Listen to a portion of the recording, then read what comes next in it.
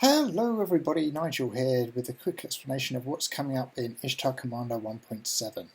So the very first thing you need to know is I have disabled armor grading, and that is because the current system requires the community to do a lot of research on what happens when all the values go above 335 light, and as that information isn't known, I've had to remove the system because the formulas are definitely unreliable above that level. Also, in the patch that came out earlier in the week, some of the armor values have been tweaked, so I'm no longer sure how trustworthy even the current system is. Okay, the next thing is that there's been a bunch of preparation for Rise of Iron and bug fixes. You can see this nice new blue background. If we go to a item that has ornaments like the Mitre, these are now displayed correctly. I fixed a bug where previously in the vault your chroma was showing up under primary weapons. It no longer will do so. If you're currently using Ishtar Commander and you're finding weapon transfers don't work, that's because it's confused by all the chroma that's filling your vault. Go to Destiny in game, fly to the tower, go to the vault and pull the chroma to one of your characters or several of your characters, and then the transfer system in Ishtar will work fine. But when 1.7 comes out, it will just work correctly anyway, as I've now fixed the bugs in that area. There was also a bug if you had the Trespasser. I believe my Warlock has that. It was possible that your special weapons area didn't even draw. It will now draw correctly, but you'll have this question mark. This is normal. This is just what Bungie do. They don't want people data mining the database to find out what the new weapons are or the new exotics are, so they hide them. And normally after 2 to 3 weeks they will release an update at their end, and then this will all just work in Ishtar. But for now it just shows a question mark, and sadly you cannot transfer these items. The next thing you need to know is that we now have quests.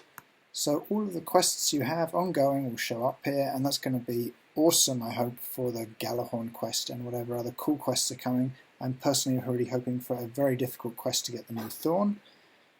And let me just change the setting. So first of all, by default, this is how the quests are going to look. You can cycle through all your open quests.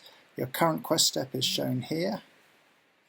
And then your steps are shown here, and you can tap it and you can go through them. You can then go into the settings and turn on quest spoilers.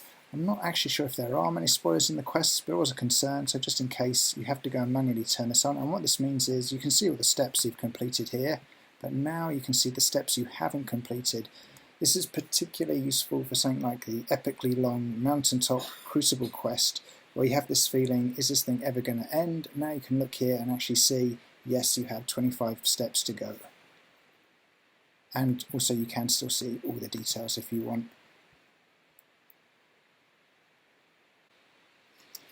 Okay, the final exciting feature is double tap to transfer and equip to your current active character. If you've noticed in the game there's this yellow disclosure triangle. This is showing you which character you're currently playing with. So what you can do is, I would like the Boolean Gemini, so I double click it now and it's just automatically transferred over to my currently active character and, if possible, equipped. And the same happens if I go to my inventory and I need to level things up. I want all my motes of light. I can just double click them and they are now transferred straight over to that active character. And this, I think, is a pretty neat shortcut. It should make your life a lot easier, because normally you want to transfer things to the current character you're playing with. So now you can just find what you want, like, oh, I want to get my passage coins over so I can go flawless in trials. And it's just as easy as a double tap, and here they all appear now. Okay, 1.7 will be out next week. I'm going to submit it to Apple sometime tomorrow, and then they take a few days to review it, and then it'll be out for both Android and iOS on the same day. Hopefully that is going to be before the end of the week and well before Rise of Iron ships. I think that covers everything. All I want to say is thank you very much for the tons of support I received recently. When the API was down for that 24-hour period, it could have been pretty stressful, but lots of people contacted me and they were really understanding and patient, and I really appreciate that. The love everyone has shown for the app, it makes my day, and it means a ton to me. So thanks very much for that, and have tons of fun with Rise of Iron. I'm so excited for this update. I'm sure you are too, and speak to you soon.